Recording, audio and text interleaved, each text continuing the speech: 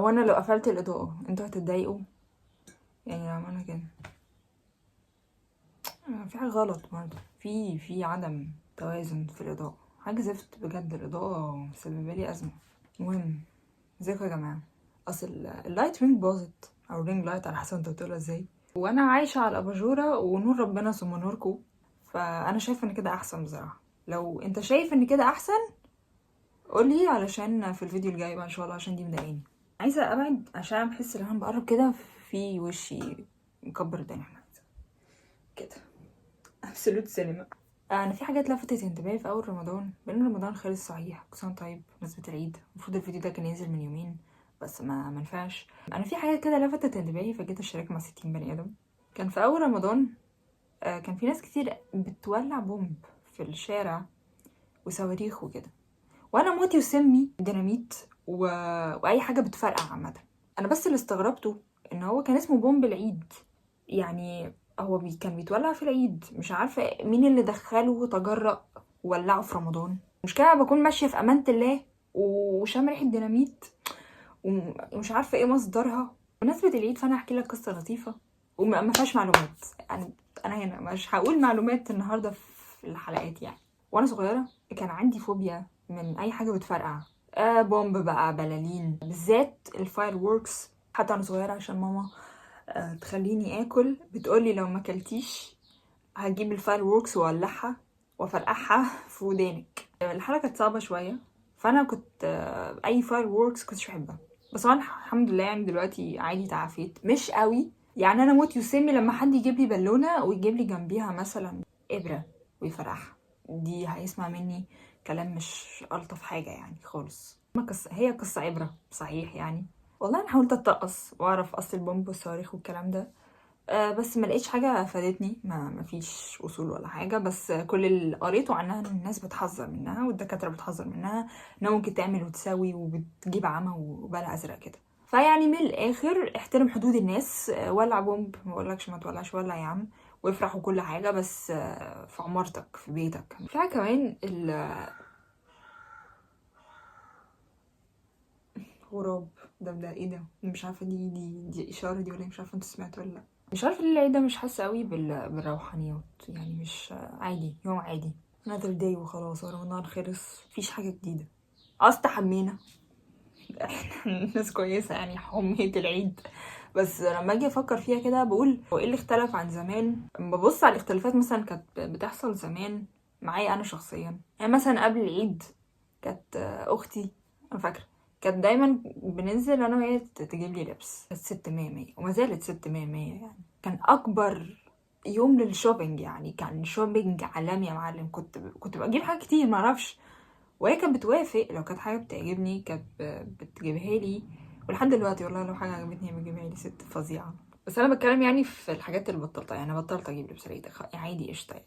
انا ماليش قوي برضو في الشوبينج، مش التالت قتله في الموضوع. برضو موضوع الشوبينج ده انا بقوله لك علشان هو على حسب المزاج برضو يعني. هو زمان يمكن عشان احنا كنا عيال صغيره فكنا بنتحمس، كنا مثلا بتحط اللبس الجديد جنبك علشان اول ما تصحى تلبسه. عارف الحماس ده، حماس اللبس الجديد، مش عارفه ايه بتاع، ده كان موجود زمان.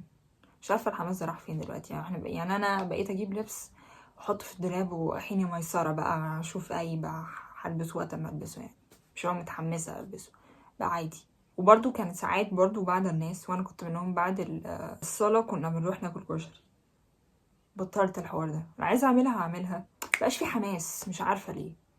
فانا جايه اقولك الكلام ده ليه؟ علشان لو انت حاسس برضو ان مفيش روح عيد او كده، ما تقولش انا ليه حاسس بكده. لو انت شايف كل الناس حواليك قشطه بتروح وتنزل وتيجي وانت قاعد مثلا ما بتخرجش او ما بتنزلش، او مفيش يعني مالكش مزاج، مش حاسس بحاجه، قشطه انت مش لوحدك يعني. ساعات الواحد بيحس ان هو لوحده في الليله يعني. ما كل الناس تمام، هو انا ليه الوحيد اللي كده؟ او ليه انا الوحيد اللي حاسس بكده؟ هو انت مش الوحيد ولا حاجه، انت بس علشان شايف اللي غيرك، اللي شايف المختلف عنك، انت مش شايف اللي زيك، فبالتالي هتحس بان ده انا الوحيد اللي كده. هو في العكس ايه، هو بالعكس انت مش الوحيد ولا حاجه، عادي. معاك في الليله برضو. ماليش مزاج انزل يعني. هما نزلوا وانا قاعده في البيت، قلت لا اصور 60 بني ادم يروحوا فين من غيري؟ ممكن حد يكون عادي قشطه، لو انت مالك مقفره الدنيا ليه؟ ما انا مبسوطه اهو مديها حلو. انا كلامي للناس اللي هي مش حاسه بحاجه كده، مش عادي. ساعات في مواقف معينه بتحس انا المفروض اتبسط دلوقتي، المفروض احس بالروحانيات معينه، احس ان انا بالاجواء. انت مش حاسس بحاجه، فده مش مشكله يعني، لان انت كبني ادم انت مش مطالب منك تدوس على زرار فتحس شعور معين في اللحظه دي عشان انا المفروض احس الشعور ده دلوقتي فلازم اتبسط دلوقتي. عادي، انا ممكن اكون مش حاسس بحاجه في وقت انا المفروض تكون الناس كلها سعيده. انا بس بقولك الكلام ده عشان لو انت حاسس بحاجه زي كده دلوقتي متسالش نفسك هو انا ليه عامل كده، هو ما الناس كلها تمام وانا ليه مش تمام، طب ما عادي، طب مش عارفه ايه، طب ما اخرج، طب ما قشطه عادي. لو انت حاسس انت مش عايز تخرج ما تخرجش، شوف ايه اللي انت حاسه واعمله. ودي حاجه انا بقيت ادرب نفسي عليها الفتره الاخيره، اللي انا عايزه اعمله هو ده اللي هعمله، اللي حاساه اللي هعمله، خلصت. طبعا لو حاجه هي مش هتضرك يعني، مش هقولك ما تجربش، جرب انزل حتى تتمشى لو ده ممكن يفرق في مودك يعني، بس انت لو فعلا حاسس ان مش قادر فخلاص يعني. بحاول كمان افكر في حاجات تانية عشان قبل ما اقفل ما ندمش، لان انا بفكر معاك بصوت عالي، انا مش كاتبه سكريبت، انا اللي حسيت ان انا عايزه اقوله فتحت الكاميرا وقلت اقوله. سواء بقى في العيد او في غير العيد، ادي لنفسك المساحه ان انت تعبر عن مشاعرك مع نفسك، مش شرط مع حد، علشان ما تكبتهاش. حوار الكبت ده وحش قوي لانها بتتراكم وقرف يعني، ما بلاش تعمل كده. عبر عن ده، اللي حاسس اللي انت عايز تعمله اعمله في الوقت ده، حاسس انت عايز تنام نام، حاسس انت مش عايز تخرج ما تخرجش عادي. ما تضغطش على نفسك يعني، ما تفرضش على نفسك احساس عشان انت شايف هو ده المفروض احسه دلوقتي. هو الاحاسيس مش بتبقى مفروضه يعني، هو المثل بيقولك ايه، قالك حبني وخد ريال، المحبه مش بالخيال. بس يعني انا عايزه اقولك يعني ان الاحاسيس مش لازم تحسها في اوقات معينه، مش لازم تتبسط في وقت انا لازم اتبسط فيه. لو انت مش مبسوط يبقى انت مش مبسوط وخلصت. مش انت اللي بتفرض على شعورك تحس بايه، هو اللي بيفرضه عليك. ليه؟ معرفش بقى، هرمونات بقى، حصل معاك حاجه، انت مالكش مزاج، كميه مخك مش متظبطه، ما نمتش ايا يكن ايه الاسباب. انت مش لازم تحس بحاجه معينه في وقت معين عشان انا المفروض النهارده عيد فانا لازم ابص. لا عادي، انت ممكن تكون فعلا مالكش مزاج لاي حاجه. ادي لنفسك المساحه واطلق العنان. ده عادي، بني ادم يعني، مش روبوت يعني، فانت هتسيستم نفسك بشكل ما عشان هوبا لا لازم اتبسط دلوقتي. المهم يا جماعه، دي اخر حلقه في الدوره الرمضانيه. هما المفروض كانوا يبقوا 4 بس الفكره الرابعه قلشت فكنسلتها. اصلا الفيديو ده كان هيبقى عن حاجه تانية خالص بس كنسلتها، قلت هتكلم في الحاجه اللي انا عايزه اتكلم فيها. حتى الزينه بدات تقع. احب اقول رمضان خلص، رمضان كريم ان شاء الله يعود علينا وعليكم بخير. العيد جاي، كل سنه وانت طيب. كل كحك عادي، حاسس انت عايز تاكل كحك بس هتخن وبتاع، يا عم هو العيد بيبقى كل يوم. ولو انت مبسوط في العيد يا عم اتبسط، يا عم احلى مسا عليك، اتبسط ومالكش دعوه بينا، هناك دنيا تانية، ربنا ما ينولها لك يا رب. بس انا ده ريمايندر يعني للناس اللي هي مش حاسه بحاجه، حاسه انها متضايقه، ده بس ايه عشان يعرفوا ان هم مش لوحدهم.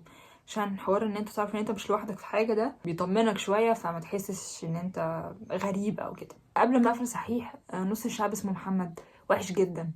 انا من الناس اللي ما عجبنيش بصراحه، انا حسيت انا عايزه اقول، وانا اللي حاساه بقوله، انا ما حبيتش نص الشعب اسمه محمد، لان احنا 5 حلقات ورا بعض احنا عمالين نلف وندور، او اكتر من 5 حلقات احنا ما بنوصلش لحاجه، وهم بس في الاخر عرفوا بعض ان هو ده عرف ان هم بيضحكوا عليه والعكس، عشان بس رمضان بيخلص. انا حاسه لو هو المسلسل كان 30 حلقه كانوا هيفضلوا في اللفه دي كلها لمده ال 30 حلقه، قبل حلقتين بس احنا هنعرفهم عشان بس نكون خلصنا المسلسل. ما كنتش متوقعه ده بصراحه، لكن مع ذلك اتفرجت عليه لان انا بحب الصراحه ابطال المسلسل. اشوفكم الحلقه الجايه، باي باي. اكتشفت حاجه ان المايك ما كانش معمول له كونكت، هو ولا لايت رينج ولا مايك. مش عارفه انا بعمل فيكم كده ليه. المهم هو الصوت تمام يعني، بس تحسي فيه صدى صوت شويه. هولع في وشي. يلا، مش مهم، حاجات وارد تحصل في هذه النوع من الشغلانه يعني. ان شاء الله هنصلحها الفيديو الجاي هنتاكد.